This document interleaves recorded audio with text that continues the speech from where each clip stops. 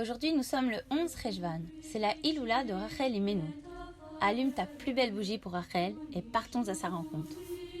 Les nuits s'allongent et avec l'obscurité grandissante, les doutes commencent à s'immiscer dans notre vie. Est-ce que je serai capable de tenir mes bonnes résolutions? Comment savoir si je suis sur la bonne voie? Comme l'explique si bien le Rav Miller, il faut essayer de tenir la barre du navire afin de le mener à bon port, en jouant la carte de la régularité, de la constance et de l'authenticité. Magnifique! Mais où puiser ses forces? Et qui pourra me guider?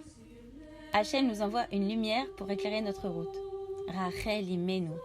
Elle vient à notre rencontre et nous rassure. Reste confiante, car il y aura une récompense à ton action. Et je vais t'aider et intercéder pour toi auprès d'Hachem. Continue d'avancer sur ton chemin. Arme-toi de patience et tu verras bientôt les fruits de tes efforts. Par quel mérite? Comment Rachel peut-elle m'intercéder en ma faveur? À propos de Rachel, on dit qu'elle incarne la force du silence, la shtika et l'abnégation. Rashi cite un Midrash Agada. Au moment où Ménaché, le roi de Yehuda, a érigé une idole dans le temple, Dieu a décrété que sa maison serait détruite et le peuple exilé. Les patriarches et les matriarches sont venus supplier Dieu de révoquer ce terrible décret, mais en vain. Alors, Rachel s'est exclamée devant Hachem. Yaakov a travaillé 7 ans pour m'épouser. Et pourtant, quand Lavan, mon père, a envoyé à ma place ma sœur Léa sous le dé nuptiel, j'ai non seulement gardé le silence, mais de plus, je lui ai révélé les signes que Yaakov m'avait communiqués afin qu'elle ne soit pas humiliée. Dès ce moment, Dieu lui a assuré que l'exil s'achèverait un jour et que les enfants d'Israël reviendraient sur leur terre. Par son mérite, son incroyable bonté envers sa sœur, Rachel parvint à écarter la colère divine. Rachel est très belle, mais la vraie beauté est celle de l'âme et du cœur. Et par son geste envers sa sœur, Rachel fait preuve d'une très grande abnégation, d'une profonde générosité et d'une très grande tsniout. Car la véritable tsniout, ce n'est pas juste une histoire de longue jupe, c'est une qualité intérieure, une réserve dont Rachel fait preuve. En effet, elle a un atout extraordinaire, mais elle ne le dévoile pas, et elle transmet à sa sœur Léa les signes que Yaakov lui a confiés. La tsniout, c'est être consciente de sa valeur.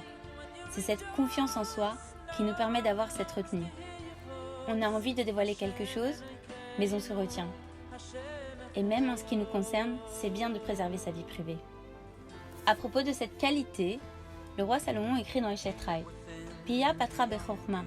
Pia, sa bouche. Si on inverse les lettres, cela se fait le mot yafa, la beauté. Voilà la véritable beauté. Ouvrir sa bouche avec sagesse, en faisant attention à la portée de nos paroles, mais aussi aux mots employés. Chez Rachel, cette qualité de retenue, de tsniout, est profondément ancrée dans ses gènes et elle la transmet à ses fils. À Yosef qui reste toujours un tzaddik malgré les épreuves, mais aussi à Binyamin, et à ses descendants, le roi Shaoul ou la reine Esther. Rachel a cédé sa place à sa sœur sous la choupa, puis elle est restée stérile pendant de longues années. Mais elle ne va jamais regretter son acte. Et de même, son fils Yosef refuse les avances de la femme de Putifar et sera emprisonné pendant 12 longues années. Et pourtant, il ne regrettera pas son acte. Au contraire, sa confiance en Hachem, sa émouna va se renforcer. Voilà un grand enseignement pour chacun d'entre nous. Avoir toujours à l'esprit. Si pour atteindre ton but, tu dois faire honte à une personne, alors tu es sûr que tu fais fausse route. Il faut que tu changes ton itinéraire. Rachel a une grande force, la force de la prière. Cette prière dont on a tellement besoin, et en particulier au mois de Rejvan. Rachel nous encourage à l'adresser à Hachem avec les larmes. Mais pourquoi? Les sages nous enseignent dans la Gemara. De nos jours, les portes de la prière sont fermées.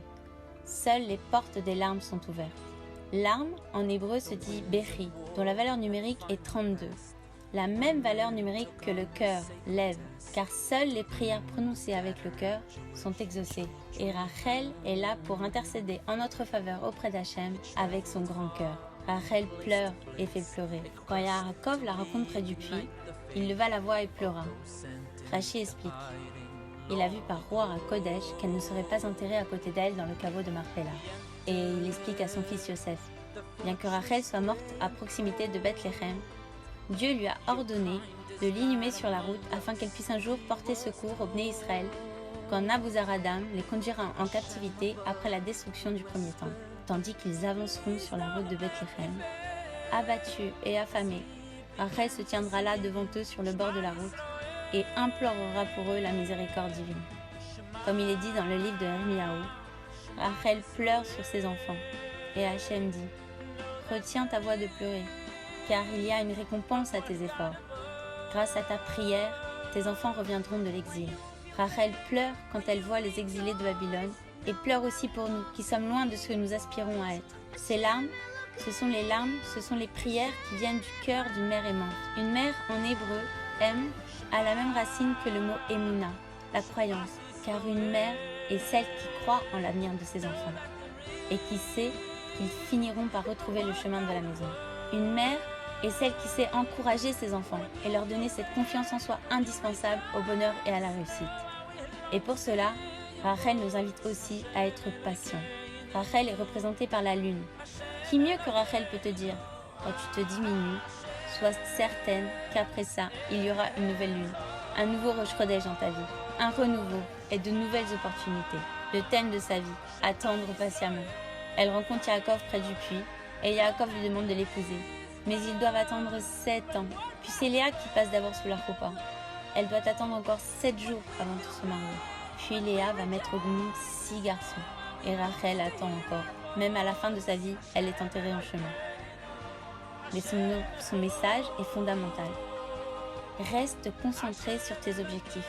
Peu importe s'ils semblent proches ou lointains, dans la lumière comme dans l'obscurité, car c'est la trame de la vie. Comme l'écrit si bien le Rav Tatz, des inspirations éphémères et des combats sans fin. Et au mois de Cheshvan, cette étincelle, cette petite flamme qui brille au milieu de la nuit pour t'encourager, c'est celle de Rachel Imenu.